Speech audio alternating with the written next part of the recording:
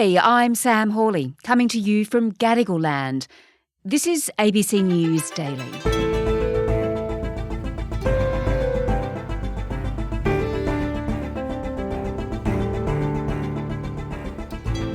Australia's efforts to combat smoking have been revered around the world, but now we're breeding a new generation of nicotine addicts. Vaping has taken off, and the government's trying to catch up with a ban on the recreational use of e-cigarettes. But will it work or just push sales further into the black market? Today, a leading researcher in the field, epidemiologist Dr. Emily Banks, on the vaping epidemic. A major crackdown on e-cigarettes is on the way, with the federal government set to introduce plain packaging and restrictions on colours and flavours. It's been labelled one of the most significant smoking reforms across the country in nearly a decade.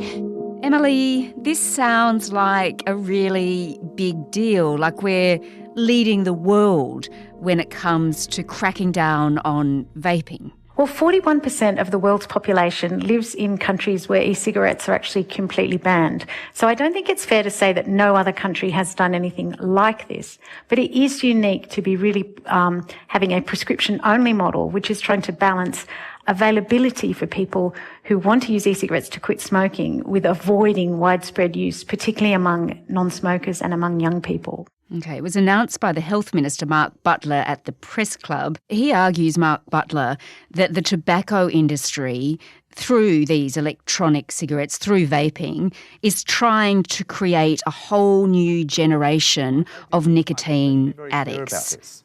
Big Tobacco has taken another addictive product, wrapped it in shiny packaging, added sweet flavours to create a new generation of nicotine addicts. Do you agree with that? Well, certainly looking at all the evidence that nicotine is one of the most addictive substances known to humanity, and that addiction is a really key risk of electronic cigarettes, but also that what we're seeing is much more common use among young people than among older people, and this aggressive marketing of electronic cigarettes to children. These are being brought into our community as if they are, being promoted as being good for quitting smoking. But then there's 17,000 flavours. The products have cartoon characters all over them. They're actually incredibly strong products as well. So I found an e-cigarette on the ground just near where I work at the university, and it was apple flavoured. It had a superhero on the front of it, and it was the nicotine equivalent of 10 to 15 packets of cigarettes. Yeah, that's really worrying, given also we know there's a problem with vaping in schools. I mean, more and more school kids are actually doing this, aren't they? Well, that's right. Well, I think the other issue is that when you are young and your brain is plastic, it's learning, it's the time when lifelong habits are laid down. And so young people's brains are much more susceptible to addiction than older people's brains. And in fact, if you look at the tobacco epidemic, people who are lifelong smokers usually started as teenagers, and then it actually sets them up for addiction long term. So let's talk about those health issues in a moment.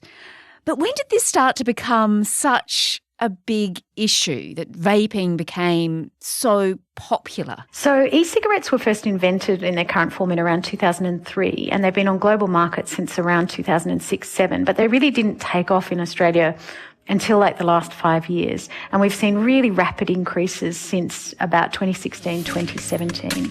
Vaping is more popular than ever. It's only been around since the mid-2000s, but more and more people are using e-cigarettes, particularly children.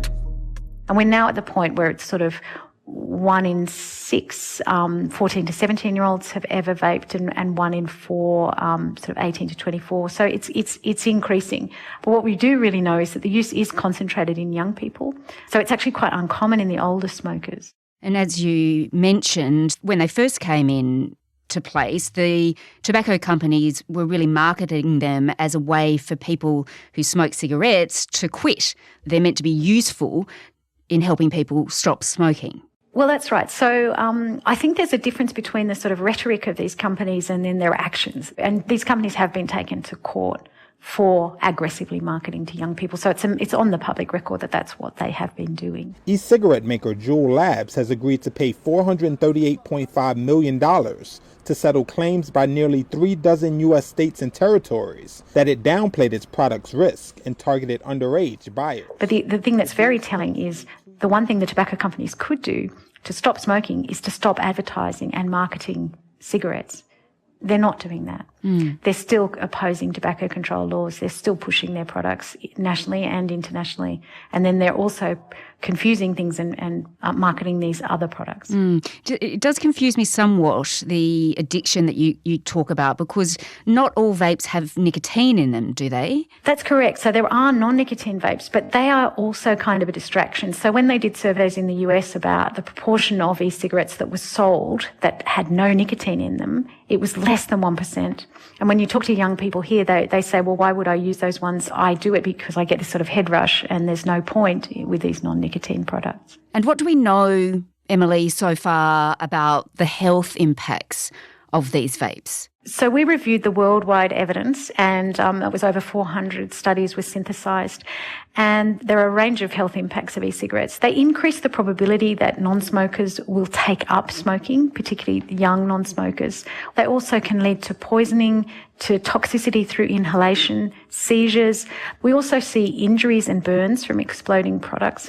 One of the biggest issues that we see with e-cigarettes is that we actually don't know their long-term effects on a range of really common diseases, so respiratory health, cardiovascular disease, cancer, mental health, reproductive health. And that's actually not a benign situation to have very widespread exposure to something where we don't know what it does.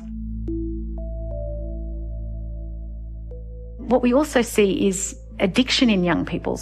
So often people downplay addiction. They say, oh, I'm addicted to chocolate, or I'm addicted to this streaming service or whatever. But they don't understand what it means to be really addicted. And that's sort of, for a lot of smokers and e-cigarette users or vapors, they only feel normal just in the period after they've had that vape. And then they start to go into withdrawal, where they start to feel irritable, anxious, craving, and then they have the nicotine again. And if you can imagine going through that cycle repeatedly during the course of a day or an hour. So we have kids who have real difficulty sitting through a lesson or through a meal with their family. There are people who wake up to vape in the middle of the night, or they have the vape under their pillow first thing in the morning. So it is this cycle of withdrawal and craving that characterises addiction. And when I talk to young people about what they want from their future, all of them say they want an independent future that they define. They want to be able to go and do great things. And addiction is kind of the opposite of independence. It's a dependence. Let's have a look at the changes that the government's proposing. Mark Butler says there'll be more than $200 million in funding in next week's budget for this. Because a whole new generation of Australians will need support to quit their new nicotine dependency. And they won't be alone in their quest to kick the habit. But what exactly, Emily, is going to change? So that overall package includes things like mass media campaigns and tackling Indigenous smoking, as well as electronic cigarettes measures. My understanding of the electronic cigarettes measures is that they include stronger control of importation, and that's going to be in concert with the states as well. It also includes changes to what is permitted in terms of the products themselves. So it's about pharmaceutical packaging on them rather than cartoon characters. It's about limiting flavours, and then also about banning disposables. And that's about reducing appeal to children, but also making them more clearly smoking cessation products. So will they be banned? I guess that's the question. Are they banned for kids? Well, I think it's an interesting word to use, because essentially these are prescription products. You wouldn't say that antibiotics are banned. We don't say the oral contraceptive is banned. We don't say that a lot of these products are banned. They're just not for sale at the corner shop. So it will be illegal to sell them not on prescription. And in fact, it is currently illegal not to sell them on prescription. Right. So that legislation is already there. It is already illegal to not have them on prescription. This is really about enforcing that law. I mean, when I talk to young people, they say, oh, you can go into this convenience shop or this service station, you can just get these things freely. And the surveys show that 4 out of 5 young people would say it's quite easy to get access to e-cigarettes, even though that is currently illegal. So it's trying to sort of reinforce the laws we already have to make them a bit tougher? It's to make them more effective. So one of the things that's happening is there's just this flooding of the market. And I think the other thing we should be really clear, people are sort of, they can get angry at the regulators and say, look, you're banning this. But these are actually actively being promoted by these companies. So they're the ones flooding the market. They're saying to us, this is really effective for smoking cessation, but there's not a single one of these products that's been approved by a regulatory authority for smoking cessation. They haven't been submitted to the FDA, to the Therapeutic Goods Administration, or to the European agencies, the UK. If it was truly this is a smoking cessation product, then they would have put those things through to the regulators. But they want them widely available, and then they are being very aggressively marketed to young people. Yeah, and as you say, with quite attractive packaging, which is going to end, they're going to have a much plainer packaging, pharmaceutical-like packaging. That's a sort of big change that happened about 10 years ago as well with cigarettes, wasn't it, under Nicola Roxon, that plain packaging came in. Put simply, tobacco does kill people, and with the introduction of these plain packaging, it will be plainly obvious for everybody to see the harm that can be caused from smoking. Was that effective? That's correct, and it was effective, and in fact there's more than 20 countries worldwide that are now using plain packaging from Australia, that Australian initiative. So it's an amazing thing that we've exported to the rest of the world.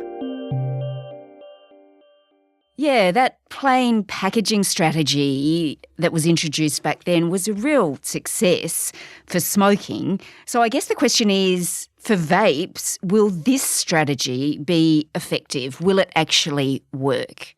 The action that's being taken currently to reduce availability to young people and to non-smokers is consistent with the evidence. And I think that what we do need to see is that really widespread, comprehensive tobacco control, cutting off supply, making sure that there's not as much availability and particularly not as much advertising to young people. Those are examples of things that have been effective in the past. Yeah, right. And if we don't make vaping less common, which is what we're trying to do, or the government's trying to do here, what does that mean for society? Will we have a whole new generation addicted to vaping? Well, I think that is a possibility. And certainly if we look at the example of New Zealand, where they've made these e-cigarettes very widely available, they have around 18.6% of their 15 to 24-year-olds using e-cigarettes every single day. So that's the level of addiction that you can see if you have widespread availability. I think the bottom line is that we have a long and successful history in Australia of taking things which are widespread and putting public health measures in place to reduce them. So smoking is a really good example, but it used to be quite common to drive when you were drunk or to drive at high speed outside schools. We've worked really hard to take things that are common and make them not normal anymore. So just because something is widespread doesn't mean we shouldn't be confident that we can take action about it. Professor Emily Banks is an epidemiologist at the ANU. The new rules around vaping will need to be passed through the Parliament. This episode was produced by Flint Duxfield, Veronica Aphab, Chris Dengate and Sam Dunn, who also did the mix. Our supervising producer is Stephen Smiley. I'm Sam Hawley. ABC News Daily will be back again tomorrow. Thanks for listening.